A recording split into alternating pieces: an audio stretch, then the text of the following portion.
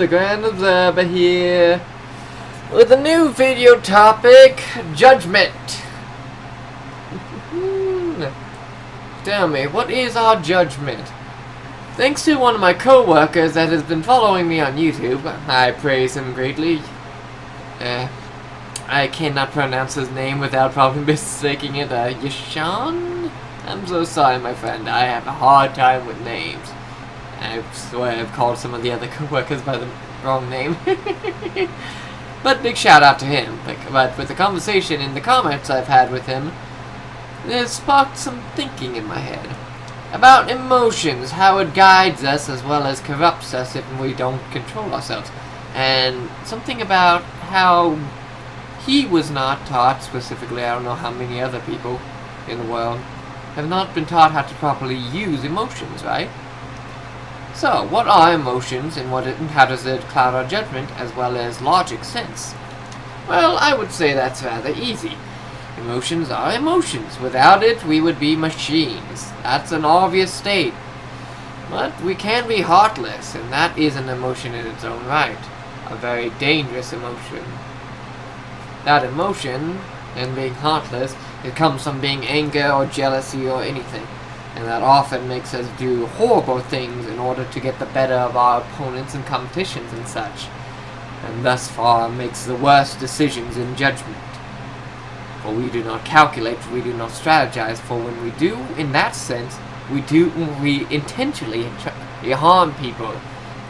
Harm people to get the better. And that is not what this world needs. We don't need people fighting each other to make the world bow down to them. Do we? But I come to talking about this because it's something that happens a lot.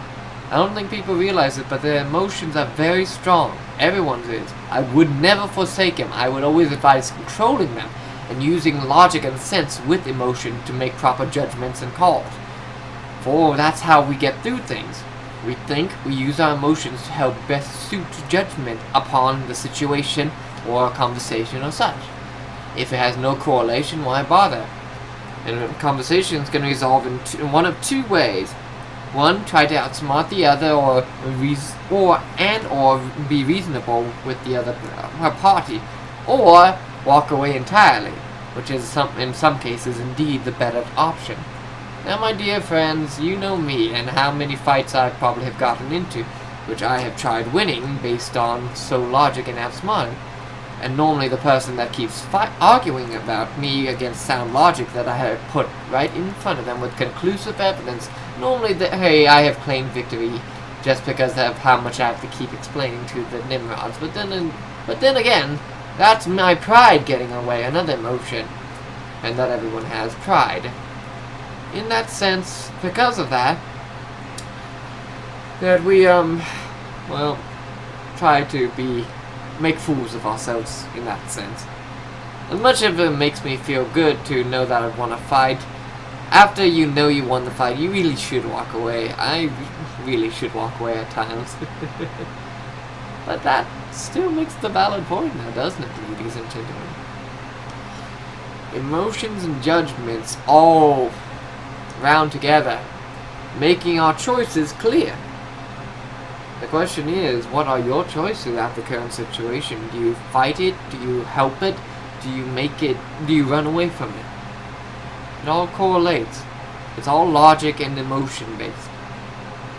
There's 75% of the world that will be able to control their emotions and use it to their advantage with logic and such, making a probable yet comprehensible solution for that current situation.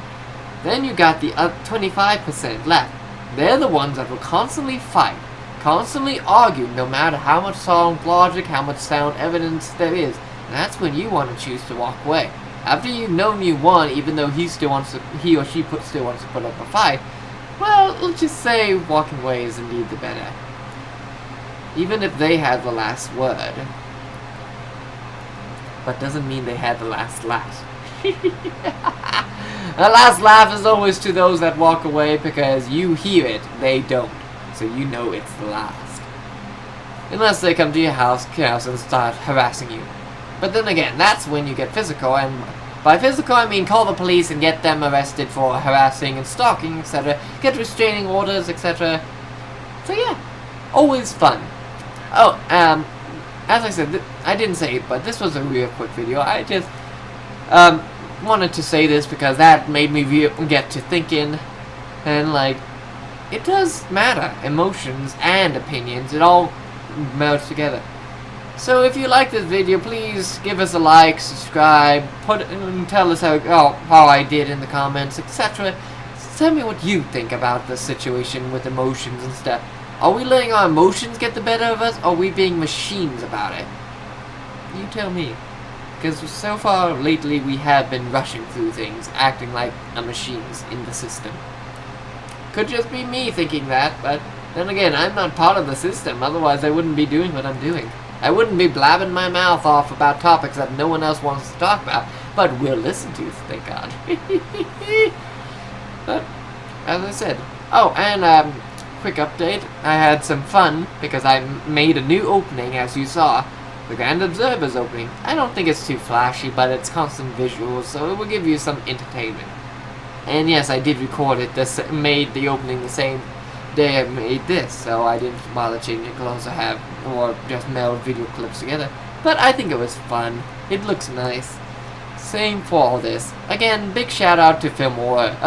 A much better than Camtasia, has so much more editing proprieties and such. I think it all went well, meshed together, made a good video. So, ladies and gentlemen, without further ado, the Grand Observer is out for another day. Have a good one.